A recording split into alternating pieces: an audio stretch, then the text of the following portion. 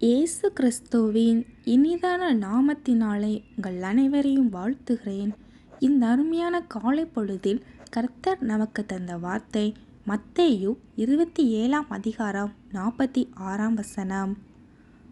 9 மணி நேரத்தில் இயேசு Eli Eli லாமா சபக்தானி என்று மிகுந்த சத்தமிட்டு கூப்பிட்டார். அதற்கு என் தேவனே என் தேவனே ஏன் என்னை கைவிட்டீர் என்று அர்த்தமாம். ஆண்டவராகிய இயேசு கிறிஸ்துவின் இந்த உலக வாழ்க்கையில் இந்த நேரத்தை நாம் சிந்திக்கும் பொழுது முற்றிலும் நம்மால் விளங்கிக் கொள்ள முடியாத ஒன்றாய் இருக்கின்றது. தேவகுமாரனாக இருந்தாலும் ஒரு மனிதனாக இந்த உலகத்தில் தன்னை தாழ்த்தி ஒப்பு கொடுத்தார். இந்த இடத்தில் இயேசு ஒரு மனிதனாக பாவின் ஸ்தானத்தை ஏற்றுக்கொண்டதின் நிமித்தமாக பாவத்தின் தண்டனையாக அவர் முற்றிலும் பிதாவினிடத்திலிருந்து துண்டிக்கப்பட்டார். பிதாவினால் முற்றிலும் கைவிடப்பட்டார்.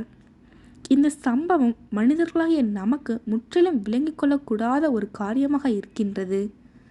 பிதாவானவர் தம்முடைய சொந்த குமாரனை கைவிட்டார் என்ற ஒரு காரியம் ஒரு பாவியை தேவன் எந்த அளவுக்கு அருவருக்கிறார் என்பதையும், அவன் முற்றிலும் தேவனால் கைவிடப்பட்டு ஒரு பரிதாபமான நிலையில் வாழ்கிறான் என்பதையும், இந்த உலகத்தில் தேவனுடைய கோபாக்கினை அவன் மேல் நிலைத்திருக்கிறது என்பதையும் இந்த வேளையில் சிந்திக்கும் பொழுது மெய்யாலுமே ஆண்டவராகிய இயேசு கிறிஸ்து ஒரு பாவியின் ஸ்தானத்தில் முழுமையாக பிதாவை விட்டு துண்டிக்கப்பட்டு ஒரு பரிதாபமான நிலையில் அவர் இவ்வாறு சொன்ன வார்த்தைகள்தான் இவை. ஏலி ஏலி லாமா சபக்தானி என்று மிகுந்த சத்தமிட்டு கூப்பிட்டார்.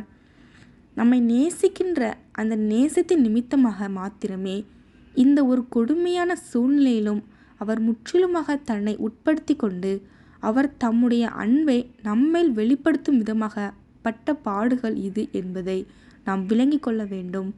ஆகவே தேவனுக்கு நாம் எப்பொழுதும் உண்மையாய் வாழ்வோம். தேவனுக்கே மகிமை உண்டாகட்டும். ஆமென்.